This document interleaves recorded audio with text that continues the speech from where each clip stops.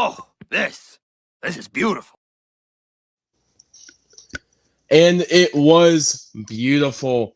Hello, everyone, and welcome back to the Building and Chatting podcast.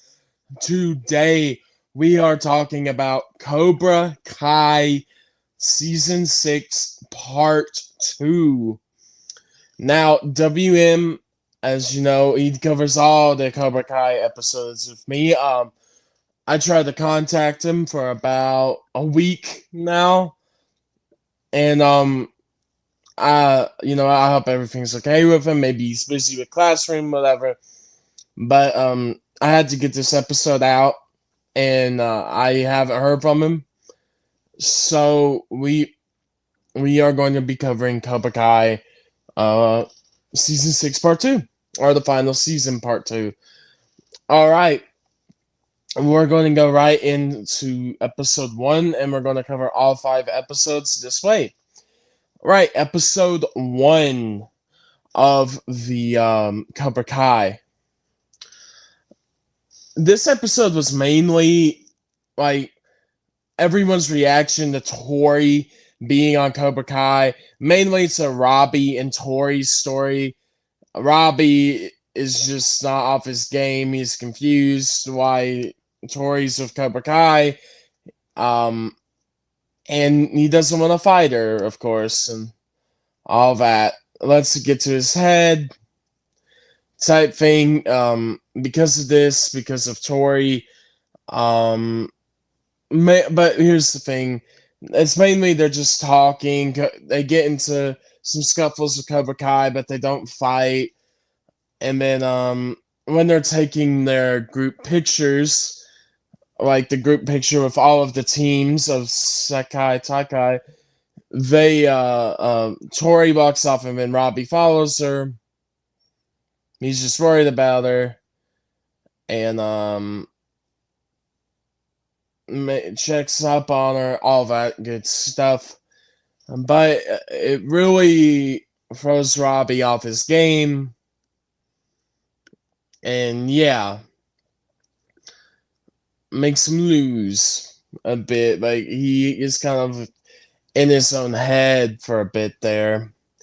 Because Quan, which is the other team captain for Cobra Kai, they he makes a bet with Robbie that if Robbie can win the game they're playing, that Robbie and Miyagi-Do can take Cobra Kai's rooms.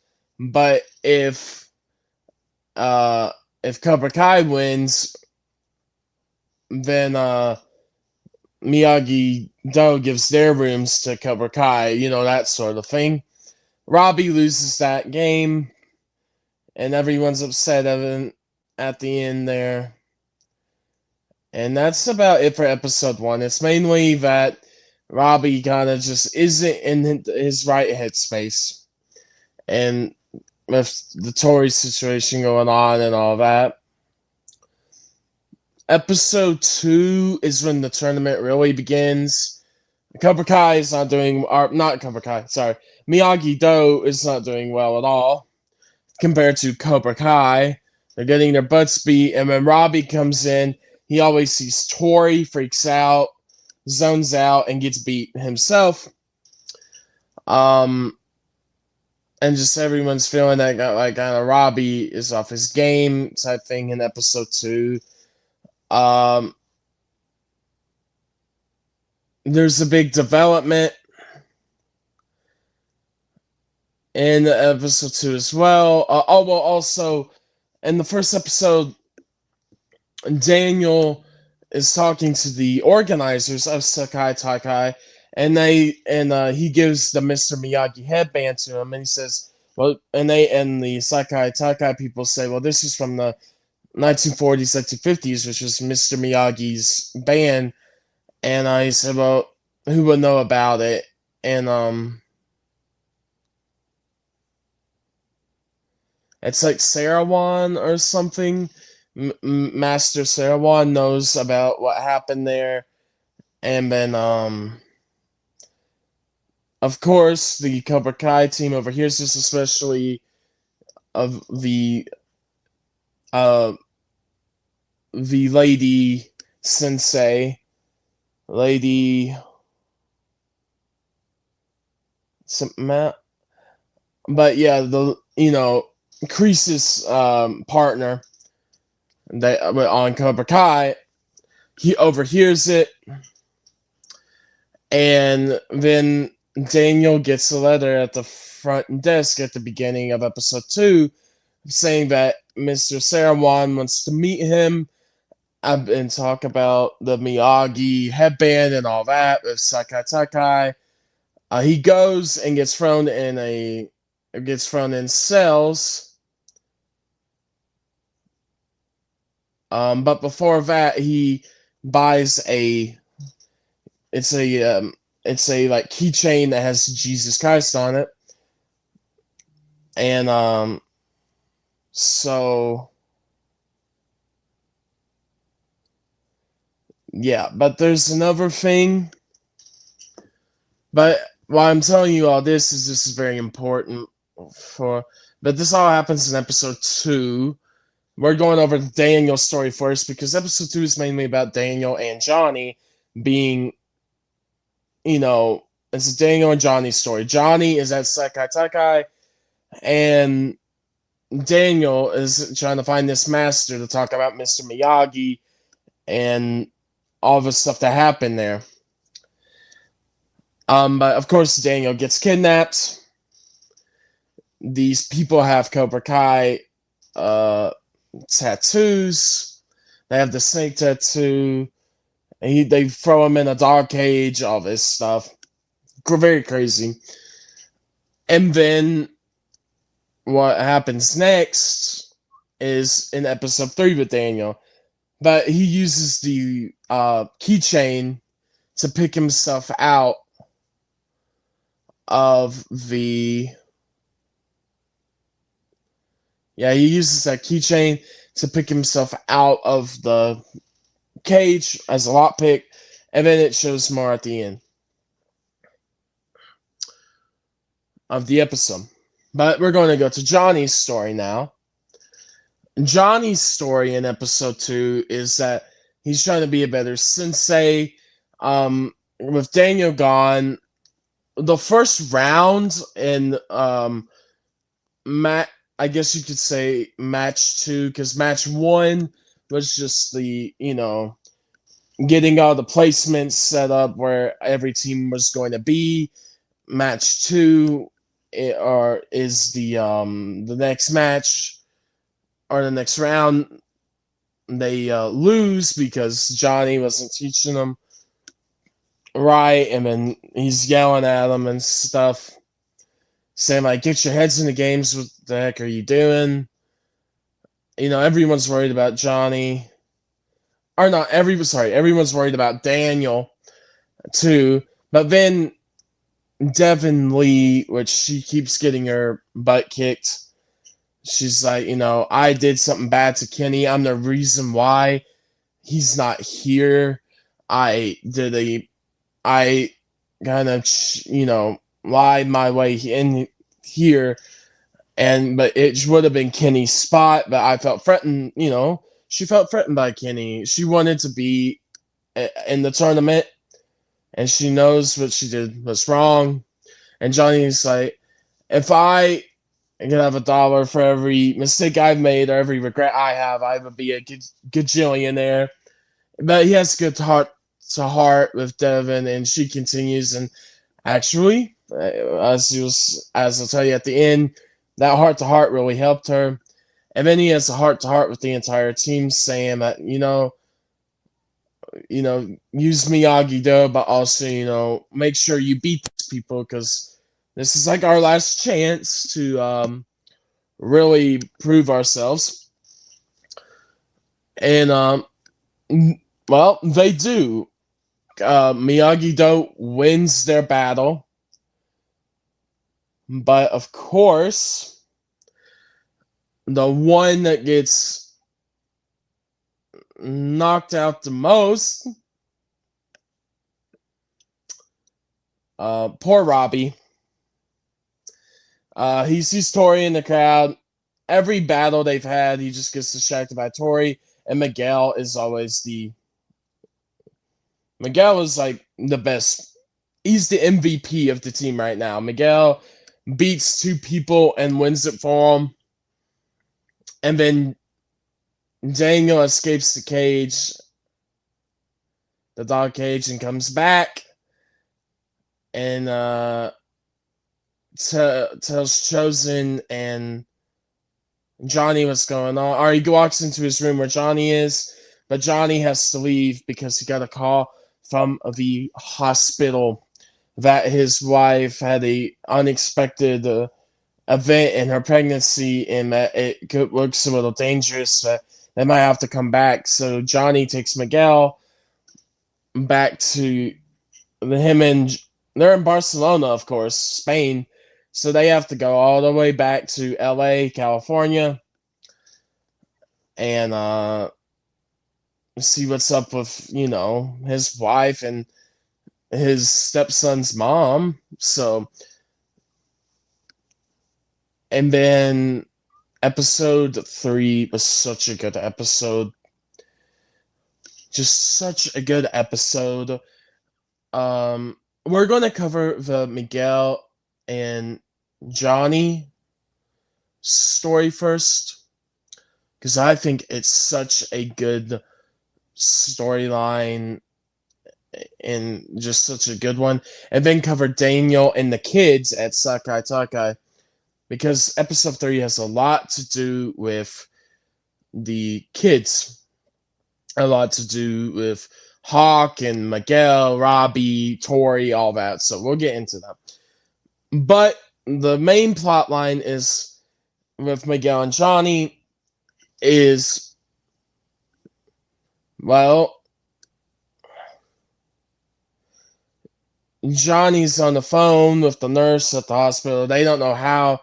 They said it looks maybe like it could be severe, maybe not. They just don't know her condition.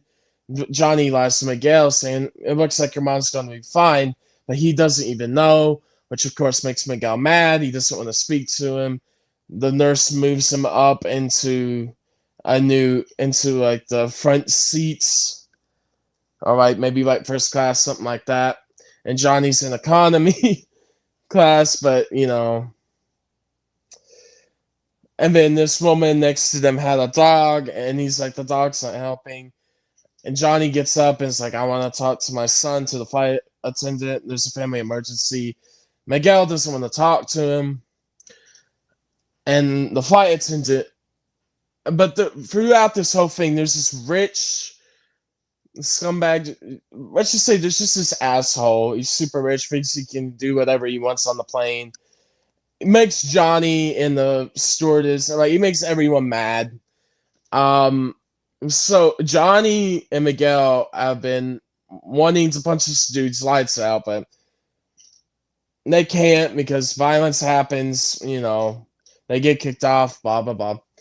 But the flight attendant leaves the first class area where Miguel is, and Johnny is finally able to have a heart-to-heart with Miguel, because Miguel was like, you're just going to do the same thing that happened with Robbie, just stay outside, not watching me born with my mom's new kid.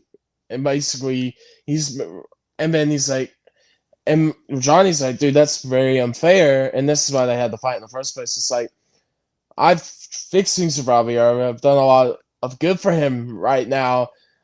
We've been on better terms. We're on better terms now. Don't bring Robbie into this. And he was very right. Miguel was mad that he wasn't the captain and everything. And then Johnny, when he gets his chance to talk to Miguel, he's like, I know you wanted to be captain. I'm sorry, but things did not work out that way. And he said the other thing too is, I love you. I see you as my son, just like just like Robbie, you are my son. And I can't live without you and your mom. And he says it, and I can't live with the fact that your mom and your new sibling could die. And Johnny's scared. He is a scared man. He doesn't want anything to happen to his new family. He's scared of losing that and going back to the way he was. And it's such a great, gripping storyline. But then the asshole dude comes back. He's like, "You're not supposed to be here in our class," and blah blah blah. And he throws a punch, and the stewardess says, like right before that, the stewardess says, "No violence, or I'll call the captain." And the rich asshole's like, "Get the captain!" And then he tries to swing at Johnny, and Johnny and Miguel knock him out cold. And then the police literally like salute them both for punching out the asshole. And then they go into the cops give him a ride to the hospital.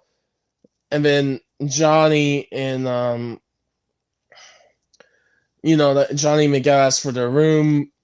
It's room 54. They go to Carmen's room. There's blood all over the sheets. But don't worry, everybody. She's fine. She comes in like a minute later. It's just like, what are you all doing here? I'm fine.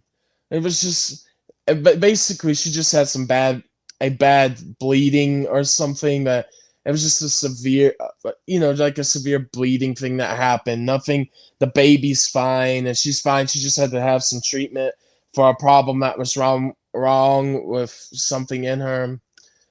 And me and my wife had to deal with pregnancy and all this. There is so much that goes into it that if you are a new parent, you do not know. But when you learn about it all, it's so much. But yeah, like there's so many things that can happen. Like you could get like with women, you could get the easiest infection in the world, and you have to be put on a medication for that, or have to have an emergency little surgery to fix something, or what. We didn't have My wife didn't have to go for any emergency surgeries or little transplants or whatever, but she did have to. There were things that she needed medicine to help, and how it portrays the going through pregnancy life, it's so accurate. It's so accurate to how the people feel about all this, and what Johnny and Miguel are like. They're so happy that she's okay, and so happy that everything is looking well. And Carmen, the last thing Carmen says to them is, "Go win, Sekai Takai. I've got my mom here. Her mom's gonna be with her. Go and win for me, and go and win for yourselves, because you all need this. This is your big moment to shine." And they go back with, and then they go back to Barcelona. But another storyline that happens.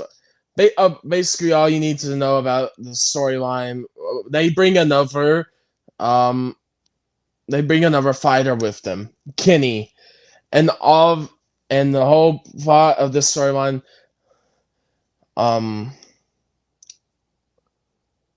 Daniel's son, I think, is it Andrew? Andrew? No. Oh no, Antonio. I think it was Antonio. He apologizes to Kenny. He says, "Dude, actually, you look like an asshole, and I understand why you think I would have, you know, gave him the laxatives and everything." And he says, "I'll take laxatives too. I'll crap my pants because I am. You think I embarrass you? I'll, I'll try and redeem myself for you in your eyes. I want to be friends again." And then last minute, Devin is like, "I have to take accountability." She keeps hearing that you need to take accountability for actions. And she calls Kenny and says, "I was the one that did it. I'm sorry. Please come and we can try and forgive each other and all this when you get here." But this also ties into our final story, like the final two storylines, which is Daniel and the kids, and then there's a little arc of Chosen, which is very funny. But Daniel and the kids, they're just going through it. Daniel just got back from being kidnapped. He's losing it. He almost punched Kreese, almost attacked him, and was about to beat him up. But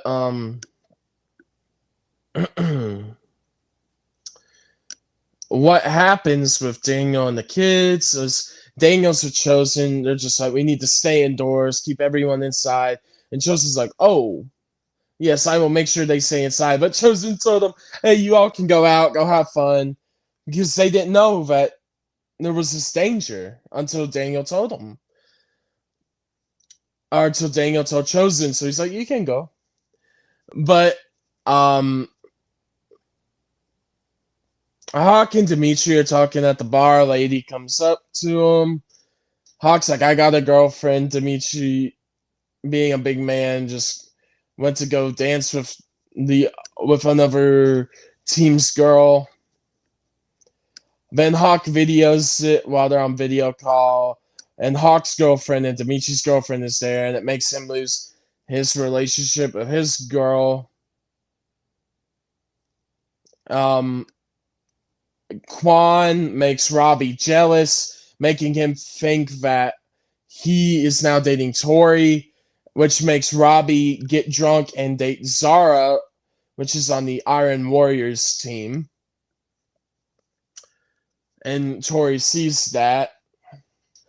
But because before this, Tori said they needed to put things on pause. And so Robbie thought that, and that's why Robbie's been off his game, because Tori's been kind of a very weird with him.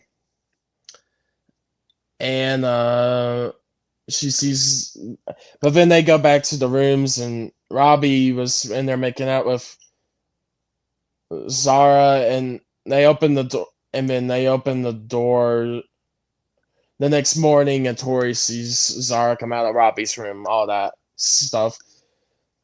And then Sam goes with Axel, which is one of the Russian team members, or the Iron Warriors.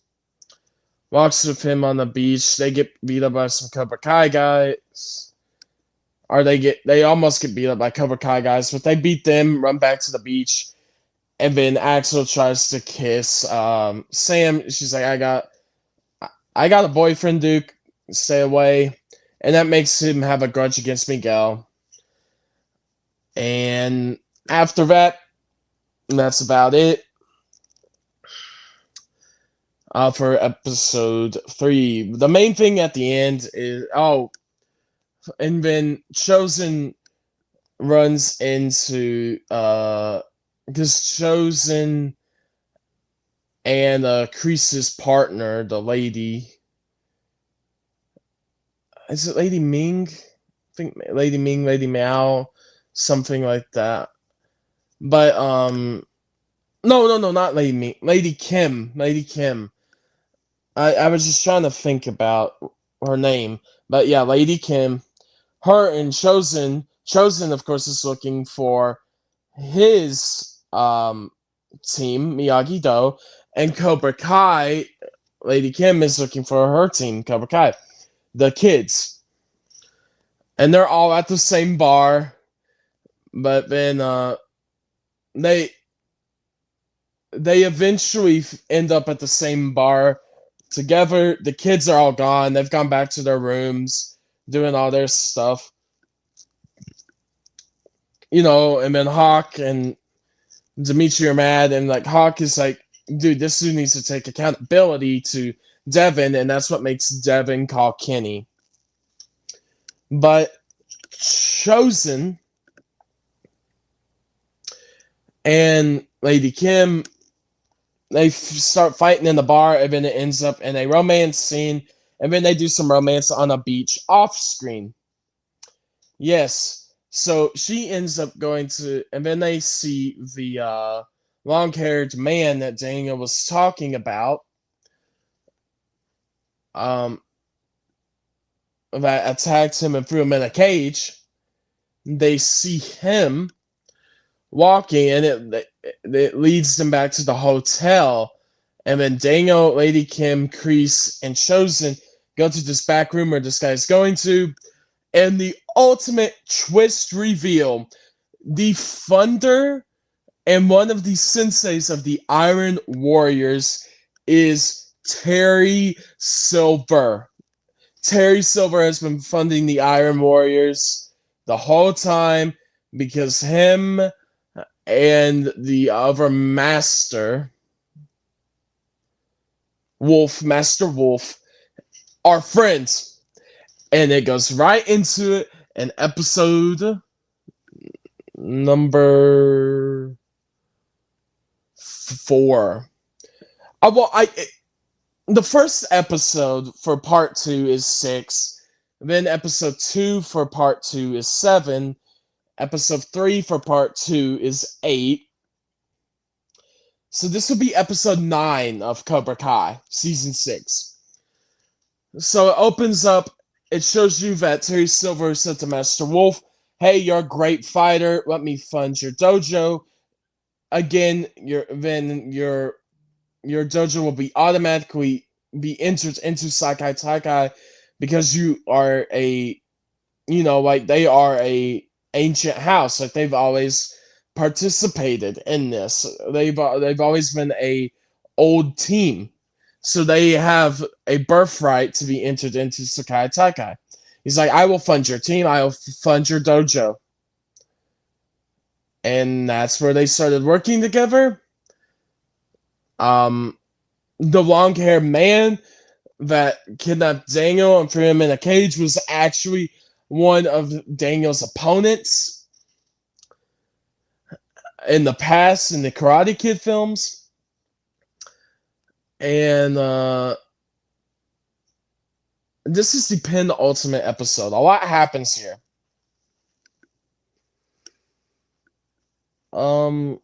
Let's see.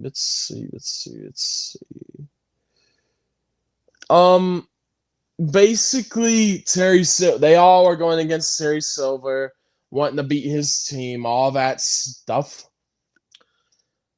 But Miguel and Sam and Miguel, Kenny, Robbie, Hawk, Dimitri, they don't want to bring in Kenny, so they keep losing a bit because they're fighting all the time. But they all give themselves pep talks. Kenny basically says, "F you to Kreese, I do not want to work with you again." And they all come together. They become stronger. They try to help each other. But Hawk and Dimitri do not trust Kenny. They think he's a traitor. But Robbie gives Kenny a chance after he talked to Silver. Gives him a chance to prove himself. And Kenny wins the round for him. Wins this match for them. And they get the points for it. And they beat Cobra Kai. They beat the other team that they, for fighting. And he gives a giant middle finger to Terry Silver. Kenny does. And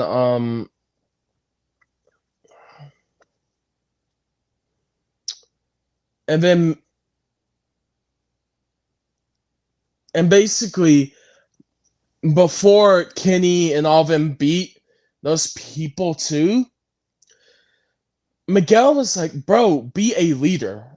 You are a leader. You helped us. You fought against Silver. You got everyone against Silver. You got Kenny to join Miyagi, dude. Just be the leader we want you to be, and we will follow you." And Robbie, in that same fight, when he picked Kenny, he became the leader. And they won. But there's another thing. Daniel, Johnny, and Chosen are like, "Well, what can we do to bring Silver down a peg?" And they steal Kreese's ancient knife out of his locker and make him think it's Terry Silver. And so Kreese punches Silver and gets him in trouble. And the ref for Sakai Takai is like, "Bro," or the owner of it, the main head, says, "Hey, you do that again, you're getting kicked out. Cool it off. No more fighting, or you won't like me when I'm angry. Hulk over here." So Kreese cools it a bit. But of course, the ultimate thing that happens after is Miyagi-Do beats Cobra Kai and lands their placement in the champion slot, the final slot. But then at the end, Kreese is like, I want to go kill Silver. But they are announced to be, they're like, an announcement. All eliminated teams and all teams still in the competition come to the front. The Russian team gets kicked out because they were using steroids, performance enhancing drugs, steroids, all that stuff. They get kicked out of the tournament, which means Cobra Kai gets brought back in, and now that is where episode 9 ends.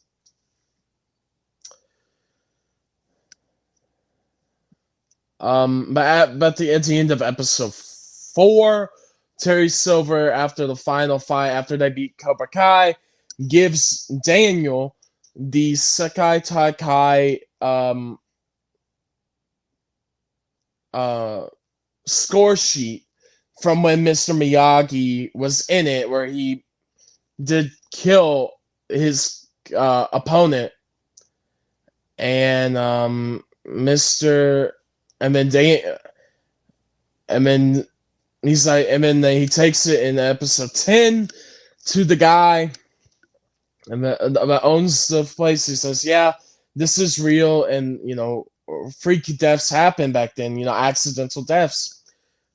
So, but Daniel's freaking out. He didn't expect Mr. Miyagi to be this way, this violent, fighting this violent tournament, and he just becomes disillusioned. Johnny's disillusioned that Kreese is back in because he beat him, and now he has to beat him again. But Miguel is like, guys, stand the fuck up and let's fight. Let's get past this and let's fight, because you all did more than your masters ever did. You made a bunch of bully kids be able to defend themselves. You made it to where you all kicked Terry Silver out of the valley. Like, you all did more for the valley and did more for us than anyone ever has. So fight, and let's get through this and win. And that pep speech makes it to where they train Robbie and Sam to fight against Tori and Quan and all the other teams, because the finale is the team captains. They have to fight against the competition, of course. The boy and girl teams. Sam faces off against Tori.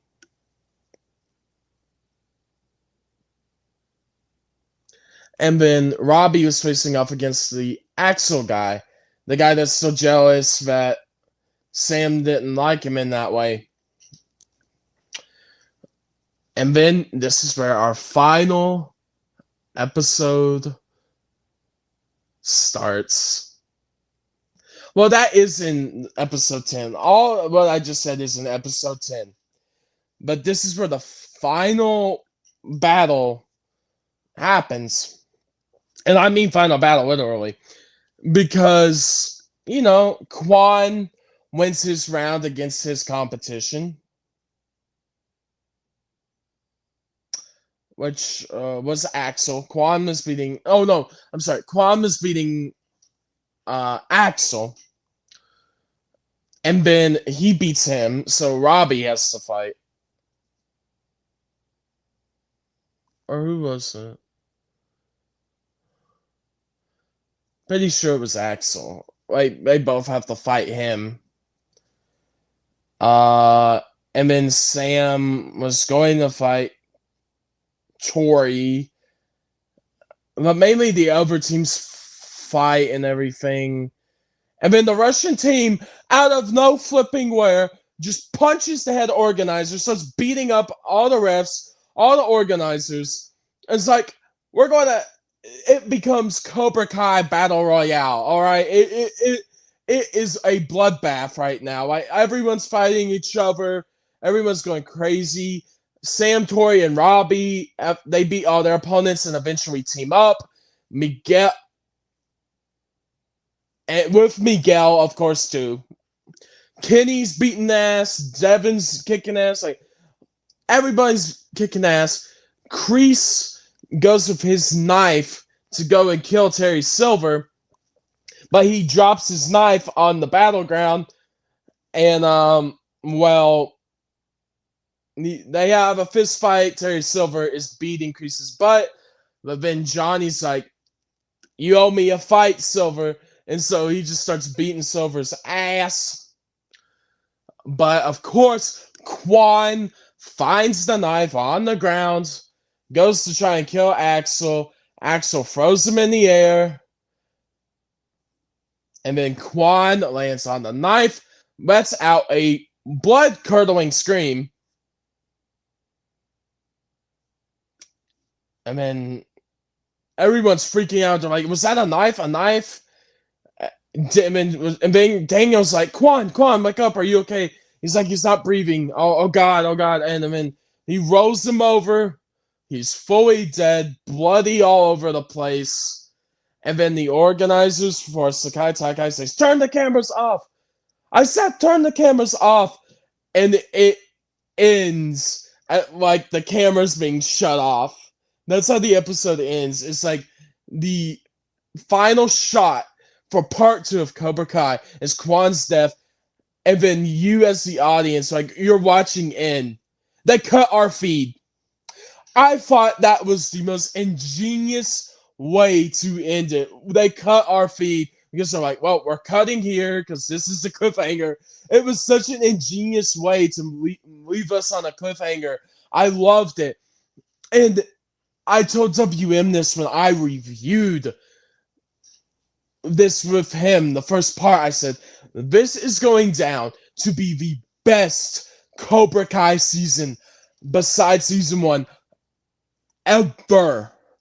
And I mean that. I literally am probably going to put season 6 in my number 1 spot. That is how good I think Cobra Kai season 6 is. The characters, the drama, the action, it all just is beautiful. It mends, it works together so well. Every plot line that they have developed in this show is finally seeing those resolutions. You're seeing them play out. You're seeing how everyone is coming back together again. You are seeing how all these relationships, these friendships, relationships are being mended because they all just see that it's more important to be together, be friends, instead of trying to win. And they all come together at the end to try and stop everybody from going all out and killing each other. But what happens? Someone filled with arrogance, filled with pride, filled with that he is better than everyone else, is the one that ends up killing himself because he's stupid. I'm like, he is so dumb. He ends up hurting himself, ends up with a knife that he was holding. A knife that, because he thought he could just kill another competition, he was the one to end up dying and dead in this episode. And that is such like good storytelling. Like, Cobra Kai has always been great, but season 6 is top tier with part 1 and part 2 put together now, where we have only 5 episodes left, and this was the Sakai Takai arc. I have to say it. Cobra Kai season 6 with part 1 and part 2, especially part 2, is getting one of our highest ratings ever. And I mean ever. You all know that I like to go off of a 10 out of 10 rating system. Ladies and gentlemen, Cobra Kai has broken the system. It is literally like on fire right now because of how high I'm going to rate Cobra Kai season 6 part 2, including part 1, with all that development about Tori's mother and why she didn't tell Robbie and Sam and Miguel, why she wanted to keep all this to herself, but then finds out that that is not what she wants. All this great storytelling. This season so far, remember, highest rating ever for building and chatting. And I mean it. Cobra Kai Season 6 Part 2 gets a 20 out of 10. That is how good I think this is. 20 out of 10. 20 stars out of 10. I told you I broke the scale with the rating. I did. This is my favorite season. Go and watch it. It is so good. It is such good television. It is so good. I mean, amazing. This rivals House of the Dragon Season 1. Amazing storytelling. 10 out of 10 show. This rivals like Game of Thrones Season 1. I mean, I'm telling you all. The good years of Game of Thrones. House of the Dragon Season 1 and 2. Great storytelling. Great episodes. And we are going to get to the Song of Ice and Fire universe. Game of Thrones and House of the Dragon. And Duncan and Egg. Or Duncan Egg.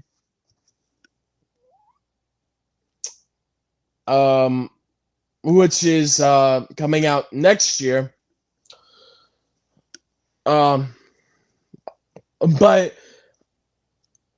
I just have to say it. A 20 out of 10 for Cobra Kai. And I never thought I would go higher than a 10 out of 10 for anything on here yet. Because you haven't seen the ones I really love. But 20 out of 10, everybody. Thank you all for watching my review, analysis, everything of Cobra Kai Season 6 Part 2. And remember, always have a great day. Have a God-blessed day. God, because we believe, I believe in God, I believe in faith. Have a great rest of your day. Have a blessed day. And I will talk to you later for Cobra Kai Season 6, the final part, or Part 3. It comes out in January. I think it's January 5th or something. So, like, right after the new Star Wars sets come out. New Lego Star Wars sets come out. So, yeah. It's going to be a crazy week. But thank you all for watching. And we will talk to you later. Have a great rest of your day, great rest of your night, wherever you are. And remember, for one last time, we will talk to you later. Bye. Bye.